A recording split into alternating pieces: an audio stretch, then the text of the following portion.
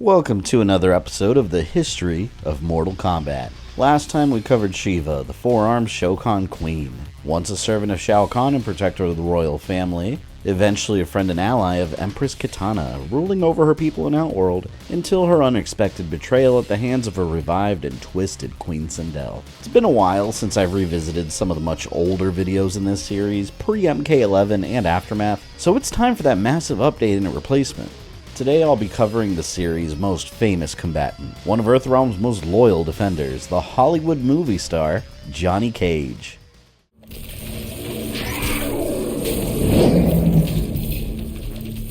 Dude, you have Blockbuster written all over you. Where?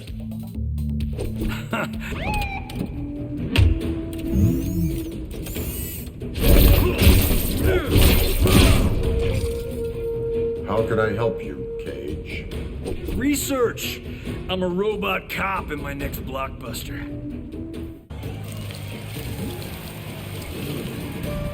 You know, sharing your story might be therapeutic. And making it a movie would make you serious cash. Whoa, John! It's a win-win. Round one, fight! Although he did start as a self-obsessed and overly confident character used for comic relief much of the time, Listen, sweetheart, we should get out of here before... My dick!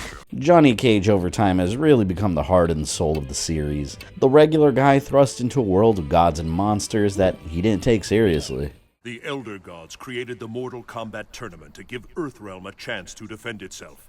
But if we lose this time, Shao Kahn will conquer all. Dun dun dun! And eventually became a loving husband and father that thrusts himself headfirst into danger to defend those he cares for. Over the years, Johnny Cage has become a core combatant of the Mortal Kombat series, but his beginnings indicate how truly important he really was. Johnny Cage is quite possibly the most important Mortal Kombat character. Without him, Mortal Kombat would have never existed.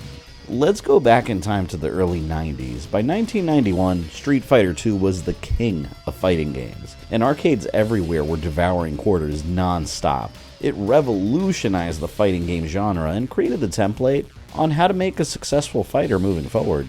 Midway hired the eventual co-creators of Mortal Kombat, Ed Boon and John Tobias, to create a competitor to Street Fighter II within a year. The game's budget was set around $1 million. Ed Boon focused on programming, John Tobias worked as artist alongside John Vogel, and Dan Forden was responsible for sound design. The four-man team that started Mortal Kombat.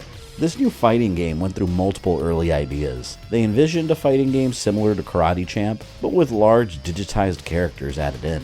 Contrary to Street Fighter II's bright and animated, almost cartoon-like graphics, a fighting game with an overall ninja theme was pitched to Midway, but it was rejected. Instead, they were moving away from the idea of a fighting game altogether and aimed to make one based on Jean-Claude Van Damme's upcoming action flick, Universal Soldier. The idea was to digitize him and actually have him star in the game, but he was already in negotiations with another project. Although they didn't get Jean-Claude Van Damme for the role, the seed of an idea was set. The development team deeply loved action movies and pop culture, and another Van Damme classic would be the basis of their new game. 1988's martial arts classic, Bloodsport. Their fighting game would be a new property starring Van Damme himself in a gritty, realistic fighter. Midway was so interested in licensing the actor's name and likeness that they sent him a demo reel, with his film footage set in front of a digital background to present an idea of what that final product would look like. Unfortunately, the details as to why this deal never came through has been lost to time and conflicting reasons have emerged, but in the end, Midway simply couldn't strike a deal with Van Damme, and the idea of a Bloodsport-inspired fighting game was lost forever. Or was it? Instead of giving up, the development team took the opportunity to create their own established Hollywood actor that would be the star, Michael Grimm. His early design documents described him, a martial arts superstar trained throughout his life by great masters from around the world. Grimm uses his talents on the big screen. He's the current box office champ and star of such movies as Dragon's Fist 2, and the award-winning Sudden Violence. His appearance, a barefoot athletic man with a sash wrapped around his waist. His resemblance to Van Damme's Bloodsport character, unmistakable. Even one of his iconic moves, the Nut Punch, is directly pulled from Bloodsport.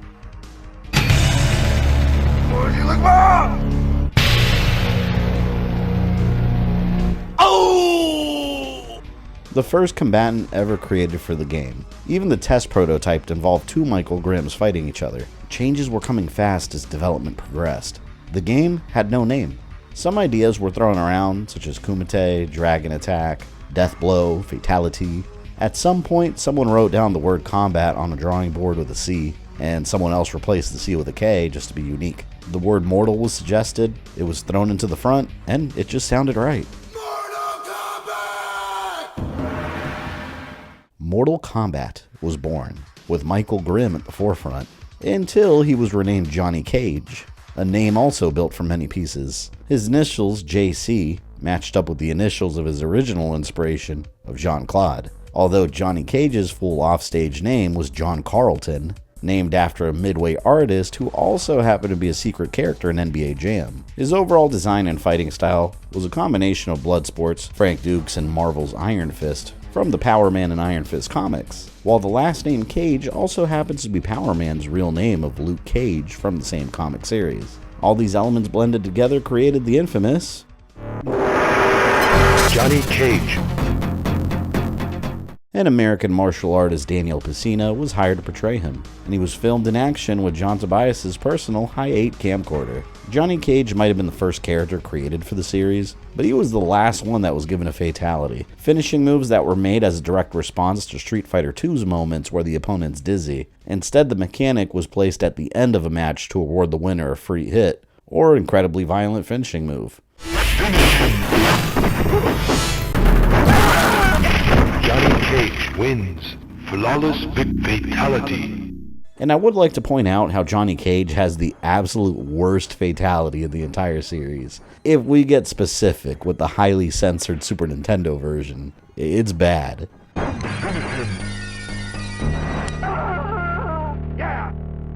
Thankfully, over time, his fatalities have improved over such travesties. Cut! Reset! Deadly uppercut, take two. Action! Cut! Who hired this guy? What the fuck? Deadly uppercut, take 19.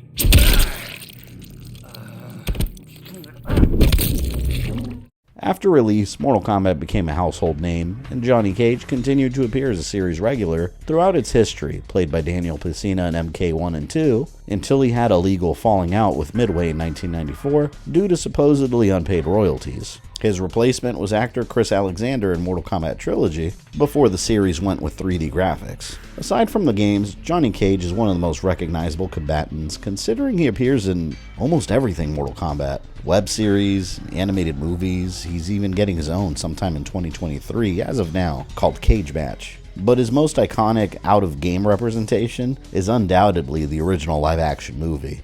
Brandon Lee, Bruce Lee's son, was actually set to play him, but his tragic death led to Lyndon Ashby being cast in the role instead. And he did successfully bring the character to life in such an entertaining fashion. Those were $500 sunglasses, asshole. You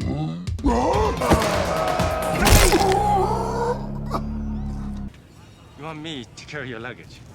Yeah, I pay money, you carry the bags. Or is that too complicated? No.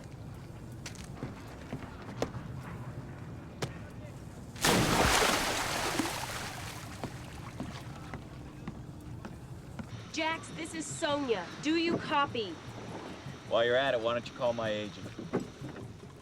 Do I look like your secretary? Sadly, they annihilated him almost immediately at the beginning of the second movie. One of many awful choices that movie made. One of the most iconic characters erased from a movie that very much needed him.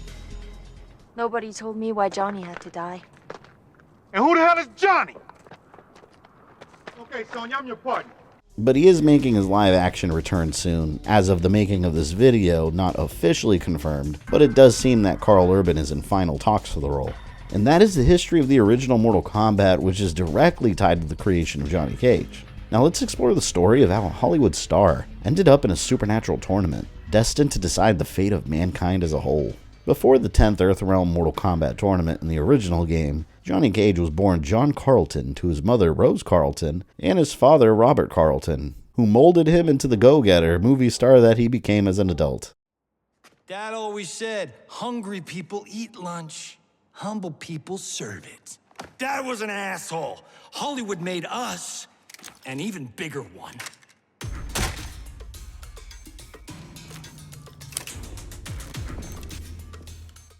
He also had a sister Rebecca, brother Jimmy, and an ex-wife named Cindy Ford. As a young man, he was trained by expert martial artists all over the world and showed his skills off on the big screen. One day, he received an invitation to the Mortal Kombat tournament, and he accepted, believing that could be a chance to showcase his martial arts skills to the world. A surefire way to boost his career further.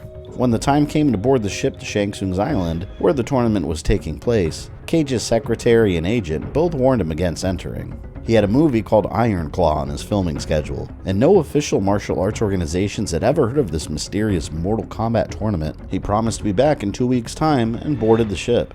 As it left, the Black Dragon mercenary Kano jumped towards it in order to escape the clutches of Sonya Blade and the Special Forces. On board, Kano met Johnny Cage and recognized him immediately as the famous movie star and asked him for an autograph. But Kano was a man of no honor who expressed his dominance through violence and chose Cage as a target. He knocked him down and demanded that he repeat movie quotes, while Liu Kang watched behind them mildly entertained by the entire situation. Johnny Cage had enough. He thrust his foot into Kano's face with the full force of his patented technique, the Shadow Kick, and Liu Kang stepped in before the fight could escalate further. There would be no more fighting until the tournament. Johnny Cage fought valiantly for Earthrealm after he realized that the 10th Mortal Kombat tournament wasn't a movie set, it wasn't a performance for the cameras, and an actual Thunder God was allied with Earthrealm's warriors. It was a fight that had to be won in order to save the entire world.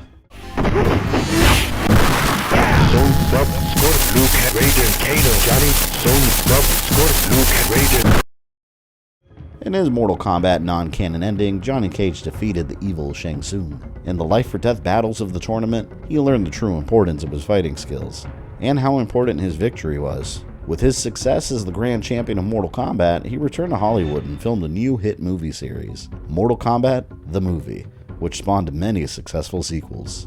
In the canon version of events, Johnny Cage never confronted Shang Tsung. The Shaolin monk Liu Kang defeated the evil sorcerer and saved Earthrealm.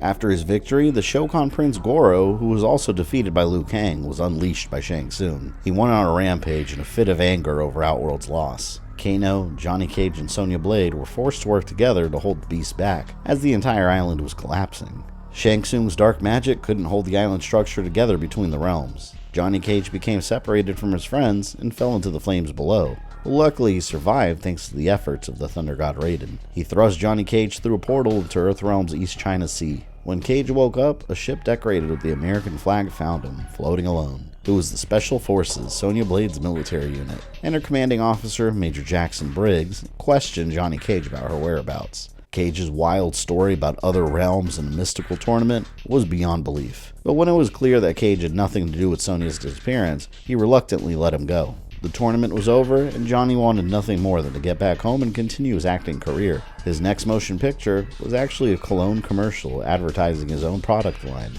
Cage Cologne, a commercial directed by a certain Edward Boone. Meanwhile, in Outworld, Shang Tsung pleaded for his life for failing Emperor Shao Kahn. Kahn threatened to execute him for daring to lose the tournament and his claim over Earthrealm, but Shang Tsung had a plan. Offer another tournament and lure the combatants to Outworld, where Kahn would have the advantage. The terms of the new tournament: if Shao Kahn lost, he would abandon his desires for Earthrealm forever, an offer that would be difficult for Raiden to refuse. Shao Kahn granted Shang Tsung his youth and ordered him to form an attack squad to venture into Earthrealm and attack the combatants. They needed to be motivated to go after his forces in Outworld. One of Shang Tsung's main targets was Johnny Cage. He tracked him to a set in Hollywood and overwhelmed him with incredible force. Once again, Cage stepped outside of the movies and was fighting for his life. But this time, he had some help. Jax and the Special Forces arrived and joined the battle.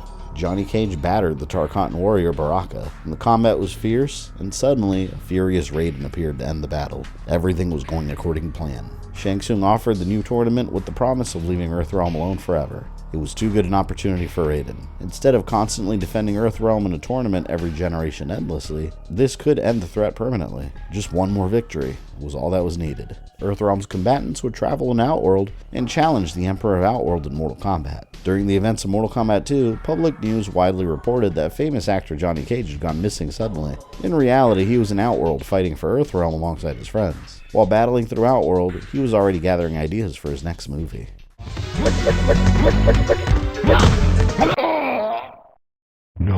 No.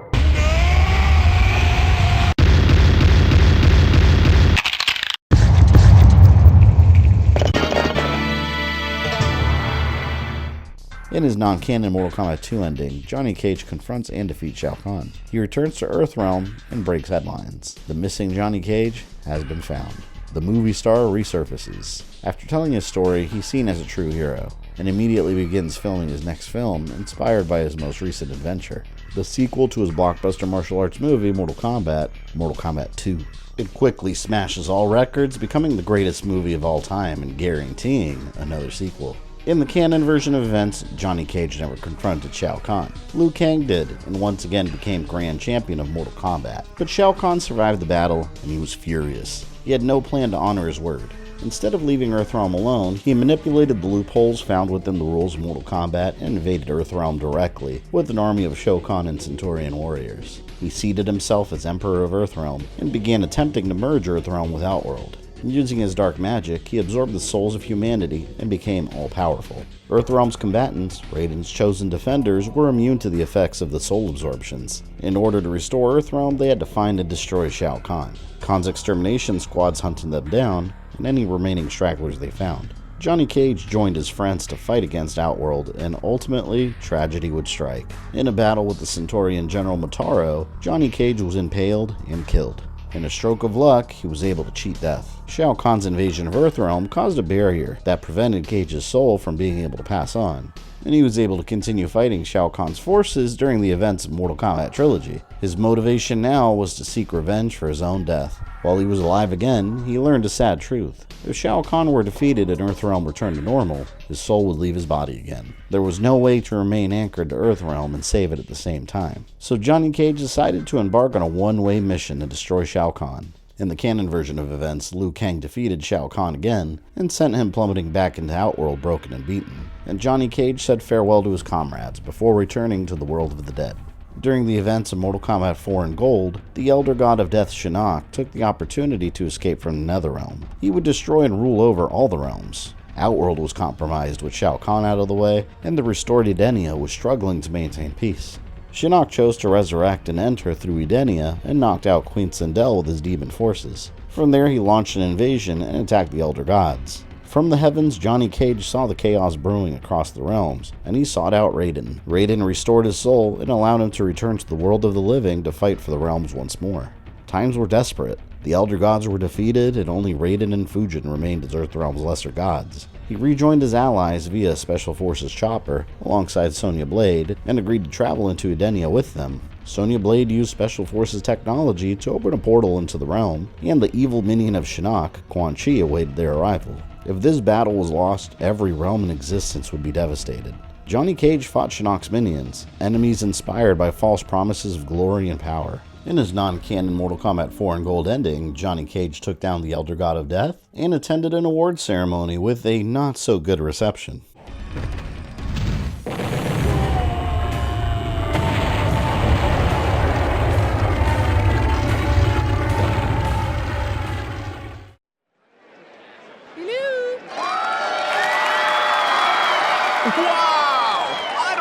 To say. I guess I could start by thanking all my fans out there. Well, that's enough of the mushy stuff. I mean, let's get real here, huh? When am I gonna get some real competition? Come on, don't get silent now. Where are all the cheers? Hey, wait a minute. I'm your #1 guy. I'm gonna remember this. Ow! Okay, now I'm mad. Hey, come on, quit it. Ow! I saw that, Arnold. Hey, cut it out!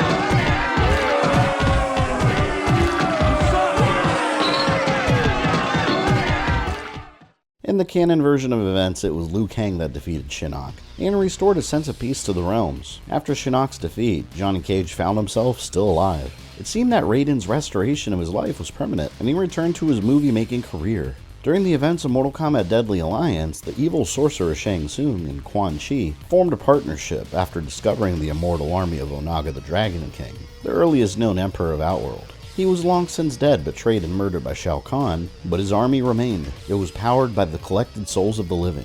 Shang Tsung and Quan Chi planned to use the army to bring the realms to their knees. Johnny Cage in the meantime was becoming frustrated with Hollywood's writing. His current movie, Mortal Kombat: The Death of Johnny Cage, involved his character repeatedly dying and resurrecting. Johnny Cage found it to be an embarrassment. He wanted the glory. He wanted to be unstoppable in his movies. Reluctantly, he agreed to the movie script, but before filming could start, Raiden appeared and gathered Earthrealm's combatants to fight against Quan Chi and Shang Tsung. Johnny Cage arrived to the meeting dramatically by parachute, as any action movie star would. But the situation was dire, and Liu Kang couldn't help. He was viciously ambushed and murdered by Shang Tsung. Earthrealm's greatest champion's gone. In his non-canon Deadly Alliance ending, Johnny Cage faced off against Quan Chi and Shang Tsung, defeated both sorcerers, and used his experience to, as usual, make another movie.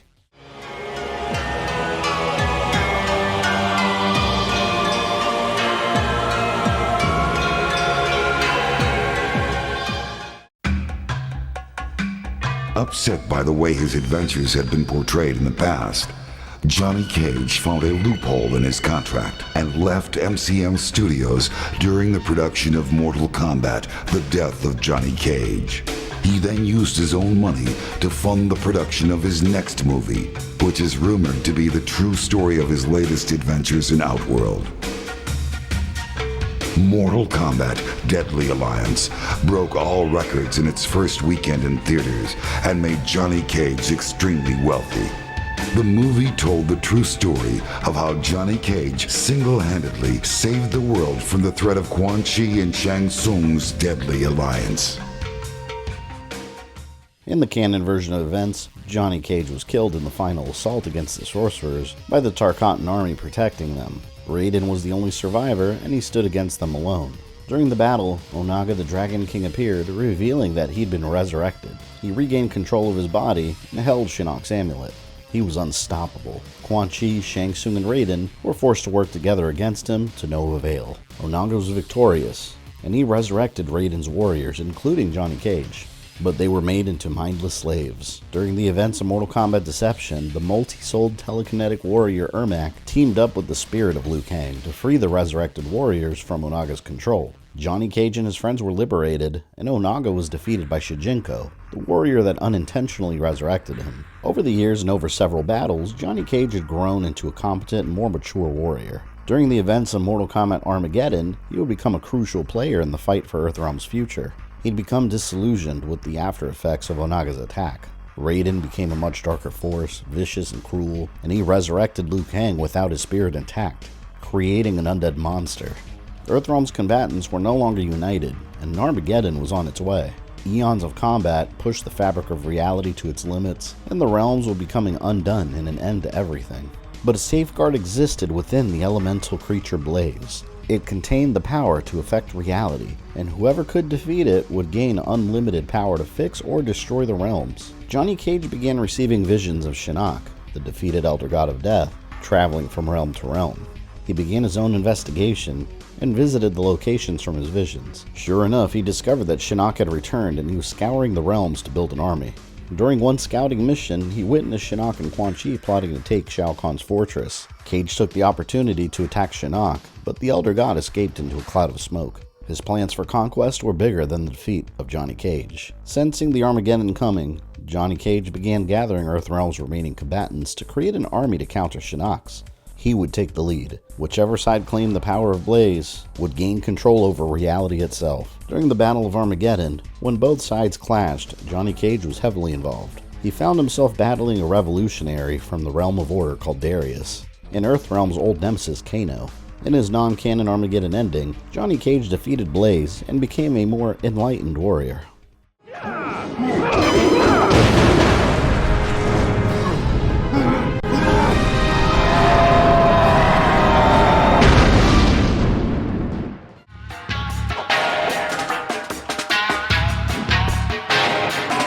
Johnny Cage defeated Blaze, and the power of the gods rushed through him. He gained superior strength and dexterity, but more important, a new insight into his existence. With the help of Shaolin masters, he renounced his superficial former life and became enlightened. In the canon version of events, Johnny Cage attempted to reach Blaze at the top of an enormous pyramid. In the end, he lost his life, decapitated on the battlefield by an unknown assailant. Shao Kahn defeated Blaze, and Raiden stood alone against him and powerless to defeat him. The end of everything was coming, and a new era in the image of Shao Kahn was about to be created. In an effort to prevent this Armageddon from ever happening, Raiden sent a message to the past to himself during the 10th Earthrealm Mortal Kombat tournament, Liu Kang's first victory. In this altered history, Johnny Cage's backstory remained mostly the same. He still accepted the invite to the Mortal Kombat tournament, completely unaware of how important it actually was. Hey, beautiful. Johnny Cage. Good for you. What? Massive Strike? Citizen Cage? Ninja Mime? None of those ring a bell? Kano. Kano? Wasn't in that one. If you defeat all of your opponents, you will face one final challenge. Me. Huh. That old geezer's the final challenge? They might as well give me the belt right now. They do have belts, right? What? How did you... Appearances can be deceiving. Oh yeah, I'm so pretty. And I'm taking you down, I'm taking you down, I'm taking you out, I'm taking you out, and I'm taking you out for dinner. Ugh. In his first tournament victories, he defeated both Reptile and the Tarkatan General Baraka. Then he realized how serious the competition was. Shang Tsung demanded that he kill Baraka, but Johnny Cage had no desire to take anyone's life needlessly. To Cage, this was a simple contest to boost his career and increase his image. Although none of the others saw it, Raiden could tell an honorable warrior was hidden somewhere deep inside Johnny Cage, but Cage was more focused on chasing after Sonya Blade. You fought well. Thanks. Nice hat. You should be more respectful of Lord Raiden. Look, I don't know what kind of role-playing you guys are into, but count me out. I've got a date with a blonde. Ciao. What do you see in him? He is a hero, Liu Kang, though he may not yet know it. I'm gonna try to... Need help? I specialize in rescuing damsels in distress. You again. Sonya Blade saw Cage as over-the-top and obnoxious, but he did defend her against the likes of the Black Dragon Kano. Over the course of the tournament, Johnny realized the entire thing wasn't just a movie set. He spent much of the time traveling alongside Raiden and being exposed to the supernatural. Raiden revealed to the group that he had started receiving visions from the future of an impending Armageddon. He believed he had to make the right choices during the tournament to prevent it from coming to fruition. Soon it started becoming clear to Shang Tsung that Earthrealm had competent warriors. Outworld's victory was no longer a guarantee. He hired the Earthrealm thieves and assassins, the Lin Kuei, to fight for Outworld and assassinate the competition. The Lin Kuei Cyrax was given the assignment of killing Johnny Cage. He did defeat him in battle, but Cyrax decided to spare him after wise words from Raiden. His clan was fighting against their own realm. Just like in the original history, Liu Kang defeated Shang Tsung, and the combatants celebrated his victory at the Wuxi Academy. Shang Tsung promoted his second tournament in Outworld, and Shao Kahn agreed. This time, Johnny didn't get attacked in a movie set. An army of Tarkatans were sent to disrupt the celebrations, and Sonya Blade was taken hostage. Raiden agreed to the terms and traveled into Outworld with his combatants to participate, and Johnny tagged along with Jax and Raiden, driving them both crazy. Tracking device worked in here. This is just like my movie Time Smashers. We were going around and... Give it a rest, will ya? So what's the deal with you and Sonya anyway? She's smoking hot. It's not like that. I'm her CO. Honey like that under my command? Oh, You'll want to stop talking now. You will stay close to me. Great, Close as a shadow, and twice as silent. Johnny Cage began noticing Raiden's choices were starting to affect people's lives in negative ways. Raiden had a future vision of the Lin Kuei smoke being captured by his own clan and turned into a cyborg against his will. Since Raiden interfered, history changed, and instead, Sub-Zero was taken to be cyberized. Now Raiden had the idea of turning Shao Kahn's adopted daughter against him. Katana's faith is a slender reed bent before the storm. If it can be uprooted altogether. Sure, let's go ruin someone else's life. Princess Katana, I request an audience. Earthrealmers, you dare approach me. Hey, listen, honey. We don't want to fight. Lord Raiden, I come at the request Lord? I was with Smoke. I thought she was a bad guy. Girl. Guess he turned another one. What's Raiden got that I haven't got? Godlike power? A personality that is not at all like sanding paper? Jerks. In his non-canon Mortal Kombat ending, Johnny Cage confronts Shao Kahn in his Coliseum after the tragic death of Kung Lao and defeats him in combat. Once he wins, he realizes that he has a secret hidden power within himself.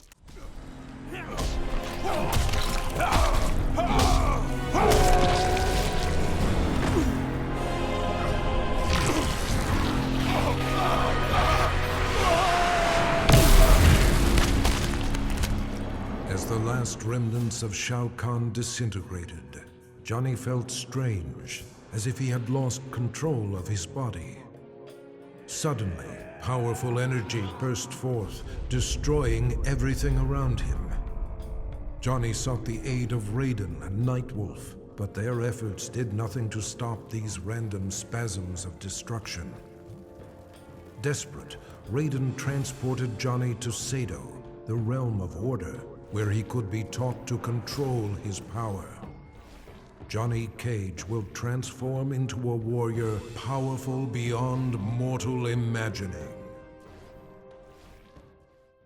In the canon version of events, Johnny Cage battled Ermac and lost his match. It was Liu Kang that defeated Shao Kahn and avenged Kung Lao's death by ramming his burning fist through the Emperor's chest. Like in the original history, Shao Kahn survived thanks to the help of dark magic and began his invasion of Earthrealm, where Johnny Cage was meant to die at the hands of Motaro. But this time, Raiden interfered in the battle and saved Johnny Cage's life, resulting in history being further altered. Who are you? You all right? Johnny Cage fighting a giant monster? What is this, Time Smashers? That guy just shot lightning from his hands. While Raiden and Liu Kang sought a way to defeat Shao Kahn, Johnny Cage was injured when the evil Queen Sindel was resurrected and powered up by the souls found within Shang Tsung. Johnny and Sonya barely survived, and most of the others were killed, taken by Quan Chi to the Netherrealm, and recreated as undead revenants, servants twisted by darkness and loyal to the Elder God of Death Shinnok and his sorcerer Quan Chi. Even Liu Kang fell unintentionally in this era, when he attempted to stop Raiden's interferences. He also became a revenant.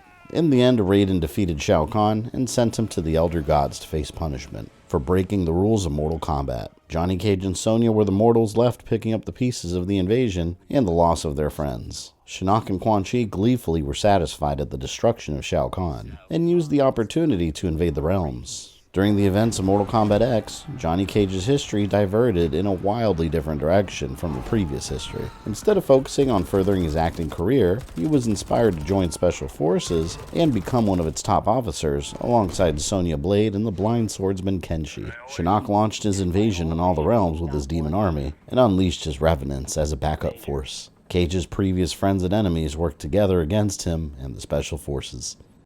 We're happy to help kick Shinnok's bony ass back to the Netherrealm.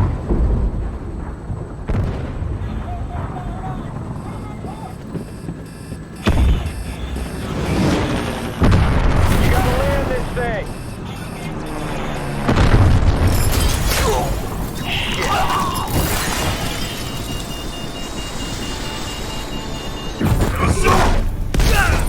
Get over here! Damn!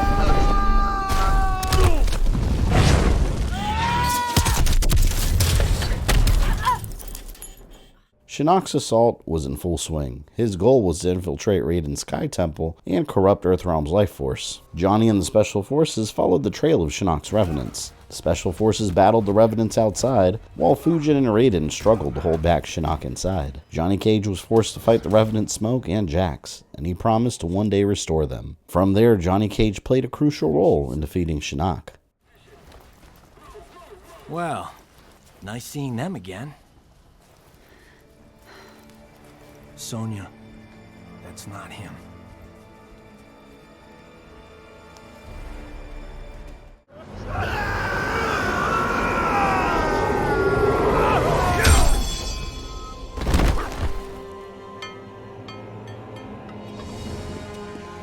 Oh, sorry, ma'am. Didn't see you there.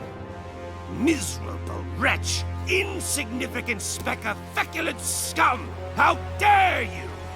Ready? As always.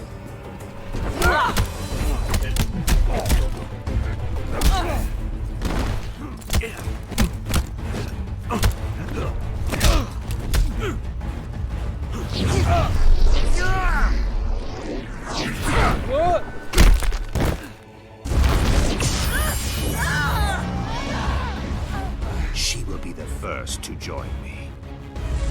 No!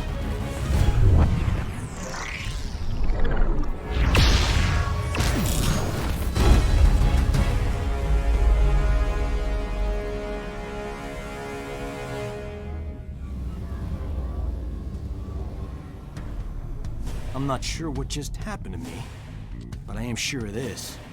You don't even think of hurting her.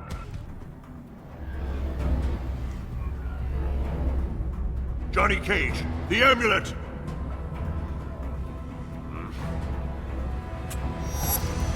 No!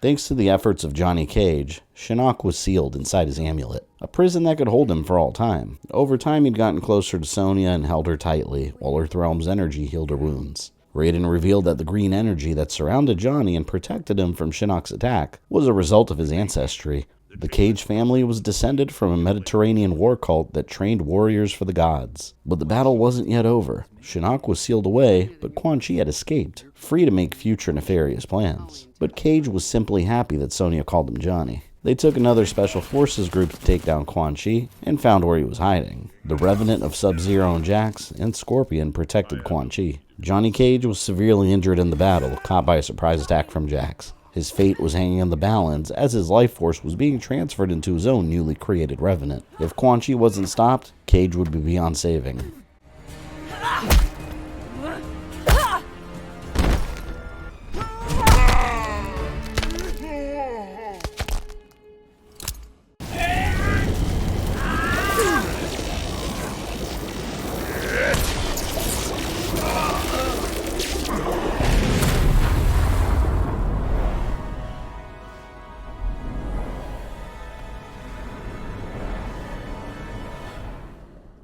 Quan Chi escaped again, but with the efforts of Raiden and the others, his hold over Scorpion, Sub-Zero, and Jax broke. They'd been returned to their former selves, their souls restored properly into their living bodies, and Johnny survived. In the aftermath of Shinnok's invasion, Raiden took the amulet to the Elder Gods, and it was locked away in a dark dimension by a magical ritual, using Raiden's blood. The only way to release Shinnok would be to collect the daggers used to seal the ritual, the Kamidogu, and use blood magic to release the amulet from its prison. Meanwhile, in Earthrealm, Johnny Cage and Sonya celebrated the time of peace and shared a moment of passion. Then Johnny attempted to restart his movie career. Months later, she tracked him down, and they discussed their relationship. Initially, Sonya didn't want to be held down by a relationship, but had huge news to reveal. She was pregnant, and Johnny was the father.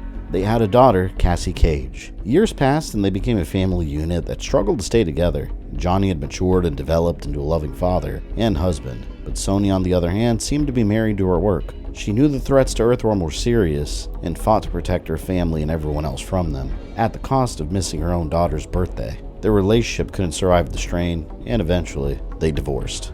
During the events of the Mortal Kombat X prequel comic, Cassie Cage was a grown woman, proving her mettle as a tough warrior alongside her friend, Jax's daughter, Jackie Briggs. At some point, the girls were kidnapped by the Black Dragons at the behest of Erron Black, in order to give the new Emperor of Outworld, Kotal Khan, bargaining power, without his consent. But the entire situation derailed, and the girls were taken to Shang Tsung's island by the Red Dragon. They were being held by Havoc, a cleric from the Chaos Realm that corrupted the Kamidogu daggers and convinced the outlawed warlord Rico that his destiny was to become a blood god.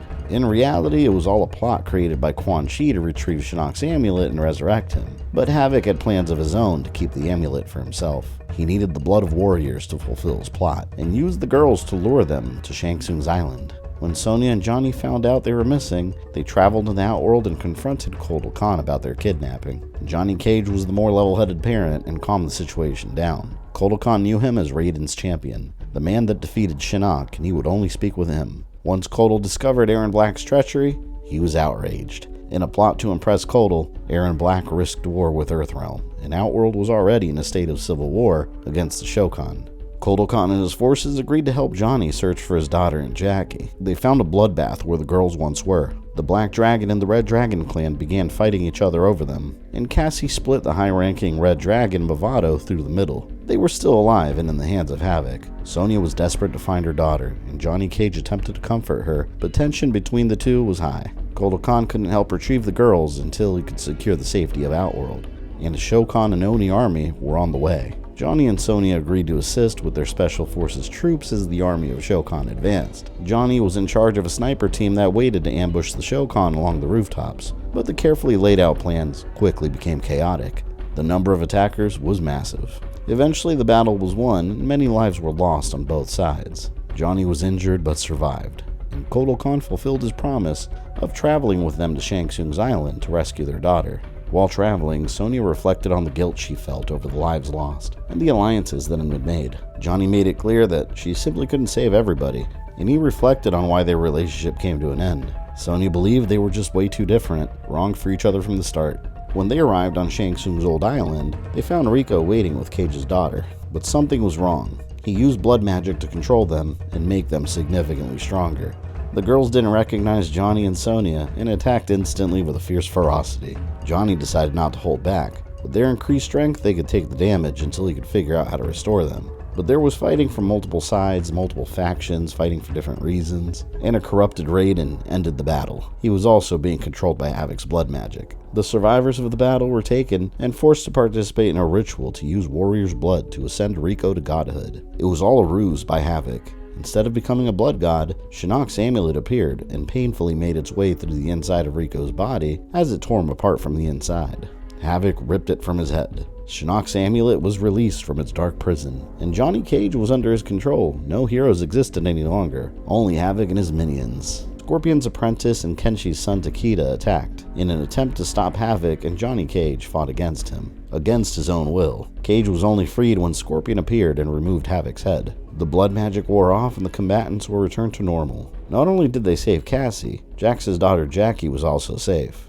Once Havoc's plot was over, Cassie decided to spend more time at the base and learn with the Special Forces. Years later, Johnny Cage led a Special Forces unit led by Cassie Cage. I've seen plenty of action. Takeda and I both. Stuff that blow your Special Forces mind. At ease. You're all here because you deserve to be. You're beautiful and unique snowflakes. Johnny Cage sent them on a mission that put them on a collision course with Kuai Liang, the Sub-Zero that had become the Grand Master of the Lin Kuei. But it was simply a training exercise arranged by her father to see how well the unit could work together against a superior foe. Back at the Special Forces base, Earthrealm was receiving an influx of refugees seeking asylum from Outworld. Kotal Khan was still dealing with a civil war fighting against a rebellion led by Mileena. Kano had stolen Shinnok's amulet and sold it to her, and the chaos was driving citizens to leave Outworld. One of the refugees, a woman called Li Mei, recognized the tension between Sonya and Johnny, and he reminded her of Kano. Well, this is cozy.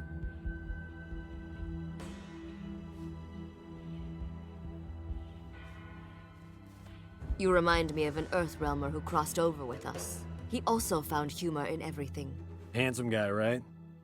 He was an Earthrealmer. One of his eyes glowed red. What's going on? What's your update from Colonel Flagg? He said, "Why are you bothering me?" And I said, "Because my ex-wife is a pain in the..." Where are you going? You can't just walk away. Sonya knew at that point that Kano was there, and she found him. Johnny had to step in to stop Sonya from killing him. Another priority of the Special Forces was to finally capture Quan Chi alive. As a former Revenant, Johnny and Sonya believed that Jax would be most qualified to lead a team through the Netherrealm and bring him in. They convinced Jax, and Quan Chi was successfully arrested. Johnny Cage helped secure him back at the base, but Hanzo Asashi, the former Scorpion, received word that Quan Chi was taken alive. He demanded blood for the death of his family and clan.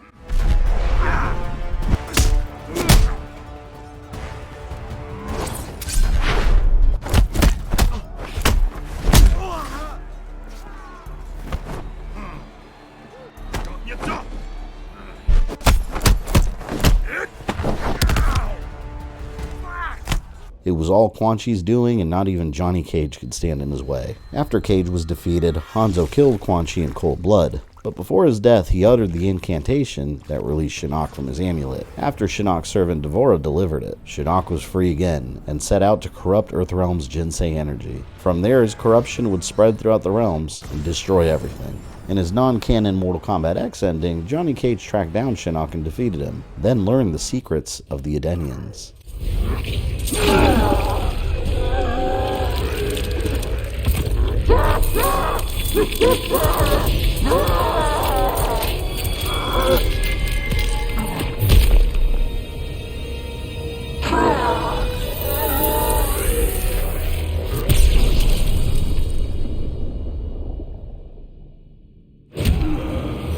Johnny Cage's life had turned out to be stranger than any science fiction film, but he knew the final scene was approaching. With Raiden's direction, Johnny was able to sail to Shang Tsung's abandoned island fortress, where his adventure had begun, to contemplate his future. Amid the rubble, Johnny found an ancient tome. Its pages revealed that Shang Tsung had unraveled the secret to Edenian long life. Johnny Cage's retirement would have to wait. In the canon version of events, Johnny was captured by D'Vorah, and he witnessed Shinnok corrupting Earthrealm's energy. But his daughter Cassie Cage shared the same warrior ancestry that he did. She defeated Shinnok and freed him, resulting in the Cage family being reunited finally. After Shinnok's final defeat, Raiden took his amulet for himself and gave in to its dark powers. Although Raiden remained allied to Earthrealm, he had a new militant outlook. This new Dark Raiden would have no mercy against even the slightest threat to Earthrealm. Although an Elder God could not be killed, Raiden separated Shinnok's head from his body and left it at the feet of the new ruler of the Netherrealm as a warning, the Revenants of Liu Kang and Kitana. In this time of relative peace, Cassie graduated from the Special Forces, and Johnny Cage and Sonya reunited as a couple. Happy times interrupted by Raiden's concerns that Liu Kang might lead an army from the Netherrealm into the Earthrealm. Well, you've got your duty, Commander, and I got mine. Starring in yet another Ninja Mime sequel isn't what I'd call duty. I need to provide for you in the manner to which you've become accustomed. Jeez, guys, I'm right here.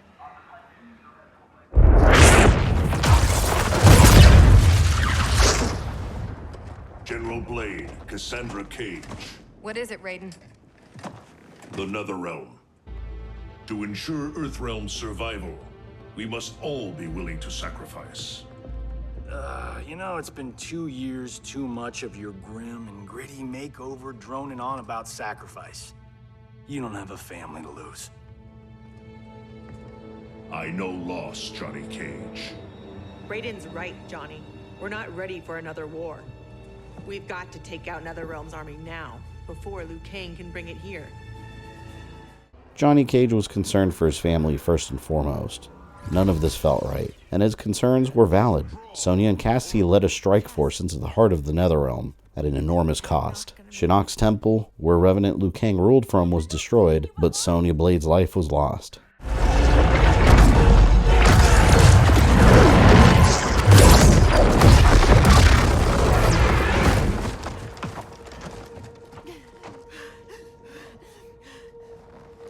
Your mother died a warrior's death. May we all be so fortunate. You did not just say that.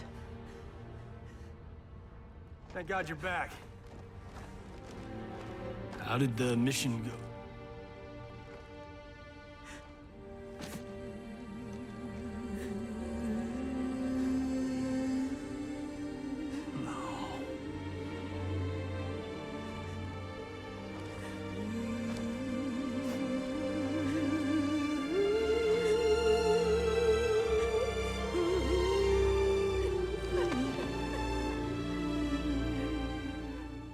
During the events of Mortal Kombat 11, Shinnok's mother, the Titan responsible for the flow of time, Kronika, sought revenge. She sought to create a new timeline, a new era that would restart the history of the universe without Raiden. She recruited allies of her own to protect her. The process would take time, and multiple eras of time would cross over with each other. This effect resulted in warriors from the past coming into the present day, including the younger, much less mature Johnny Cage and Sonya, and Raiden was replaced by his younger self just after Liu Kang's victory in Mortal Kombat, before his corruption by Shinnok's amulet. Johnny Cage was struggling with the loss of his wife while simultaneously interacting with the younger version of her, and trying to keep his younger self under control. I swear to God, I'm losing it. Can't someone, anyone, explain to me what the hell is going on? Right? I've been in the future for a whole hour and I haven't seen one jetpack. Not one. What happened to Dark You? How come you're an only child and I got an evil twin? We're tracking sites around the globe with major temporal anomalies. Picture's still fuzzy. Our kid's something, isn't she? We see no patterns so Oh, Cage. I'm not your Sonya. Sorry. Too easy to forget.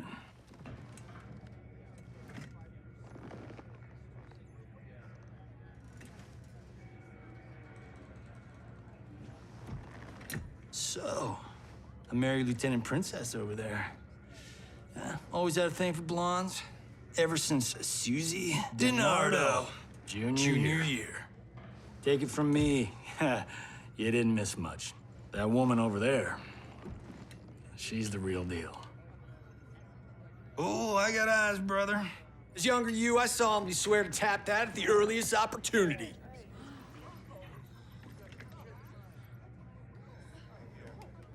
What? It's our destiny.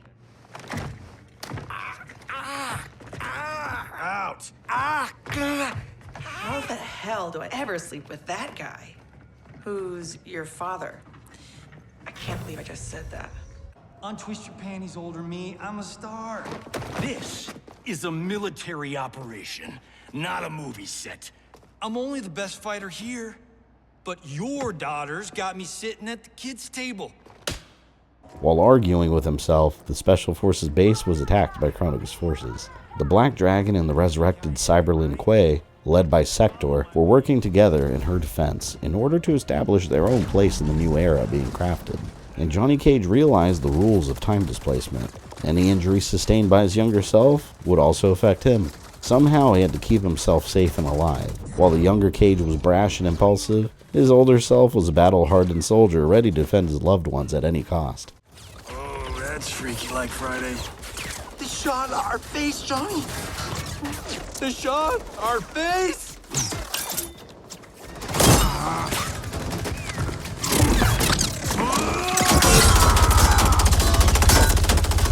He's gonna get us killed.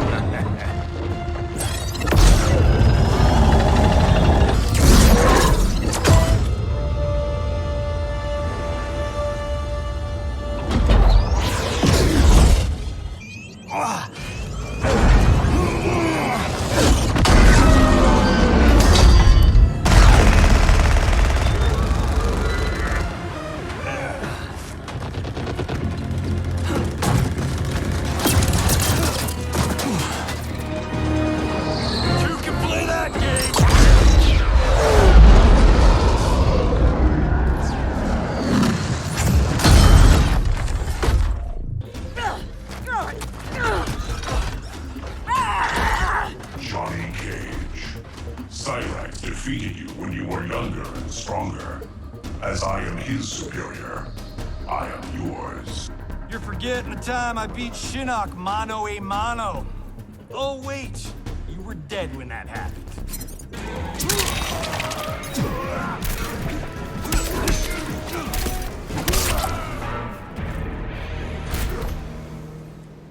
Go back to the 90s. Who's next? I'm next. Hollywood.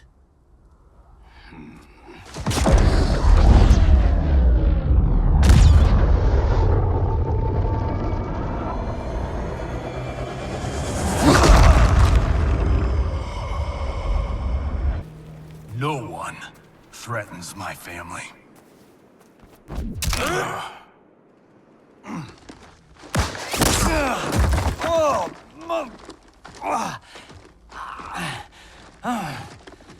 Well, well. Got ourselves a full-on generation swap here. Older Johnny won the fight, but his leg was injured by Kano's gunshot. He was out of commission and would need to heal. Sector was rigged with an explosive that would destroy the Special Forces base, and the survivors were transported to Hanzo Asashi's Shiraryu Fire Gardens, where Johnny would continue to recover. Younger Johnny Cage was still in fighting form and was captured by the Black Dragon clan. And as the Black Dragon clan does, they threw the younger Johnny and Sonya into a fighting ring and forced them to face each other. Sonya had no desire to hurt him, but Johnny knew it was the only way out. The Black Dragons would know if they were faking.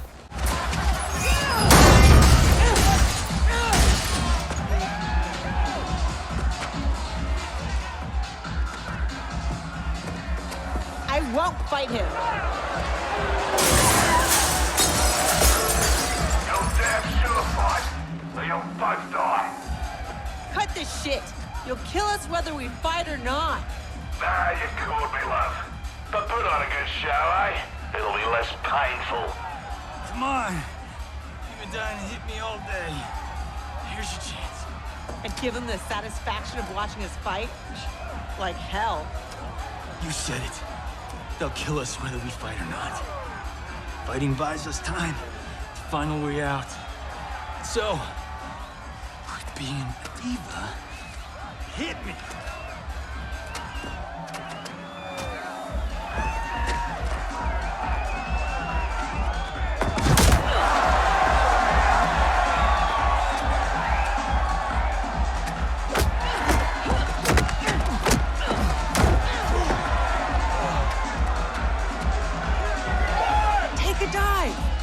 No way. These people know dive when they see one.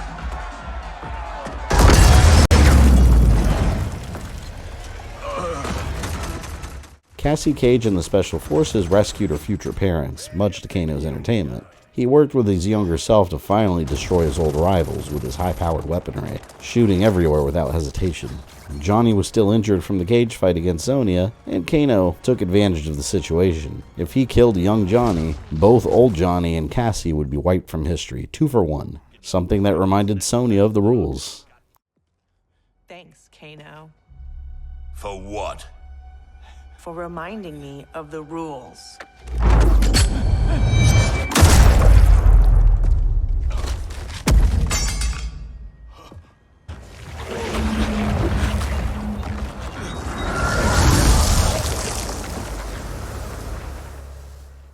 Since the Black Dragon failed, Kronika sent her enforcer Garrus to destroy the Cage and his family, and Sonya was able to fight him off. By the time the final assault against Kronika began, much had changed. The Revenant of Liu Kang and Liu Kang from the past merged together, combined with Raiden's power, into a new being, Fire God Liu Kang. Liu Kang was now an almost unstoppable deity, and he was allied with realms united against Kronika. But Johnny Cage was too injured to participate in the final battle. In his non-canon Mortal Kombat 11 ending, the younger Cage used the power of Kronika's hourglass to gain fame, and learned a valuable lesson about humility and experiencing life.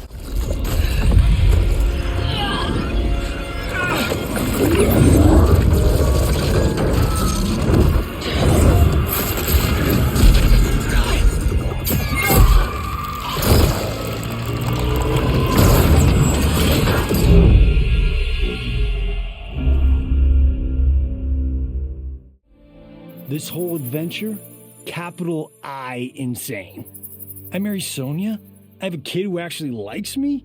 Inquiring minds want to know how the hell that happens.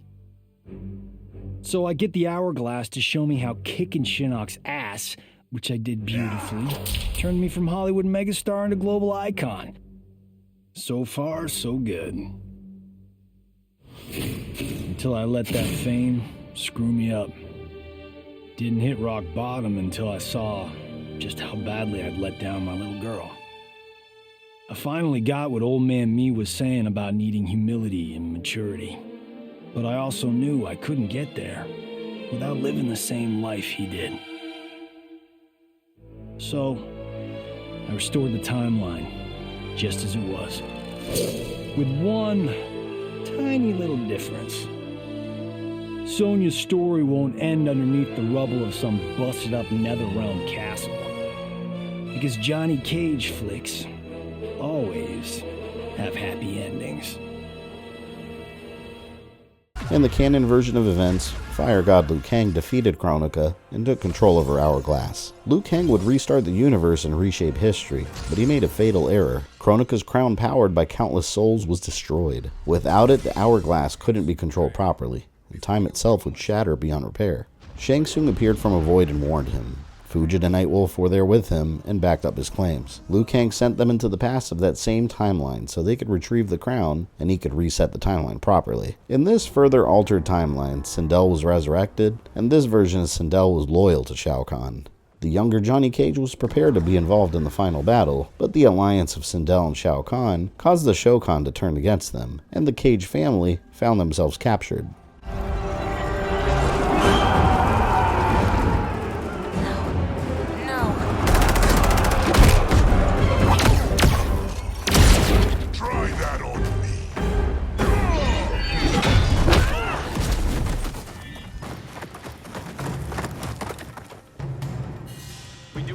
Gender, or is that sexist? Just sip it and try not to die. Enough prattle, fools. You will bow and serve the Empire. Those women are braver and stronger than 50 of you put together. Okay, bozos. No jokes, no gimmicks, just combat. You wanna get nuts? Oh, let's get nuts. How many of his bones shall I break for you, wife? Surprise me. Twice you fought in the tournament, and twice you failed. Why Raiden thought you a contender baffles me.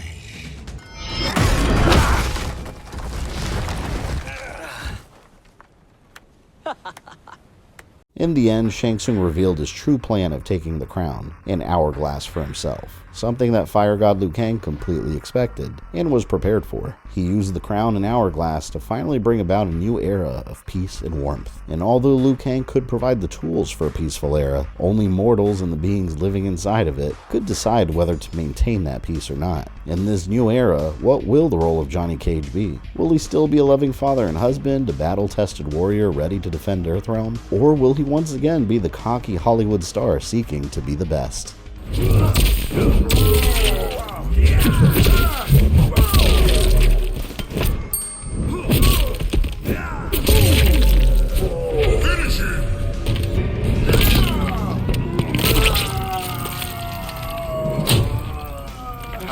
What's for dinner? Spaghetti or ramen? Man, I'm really torn.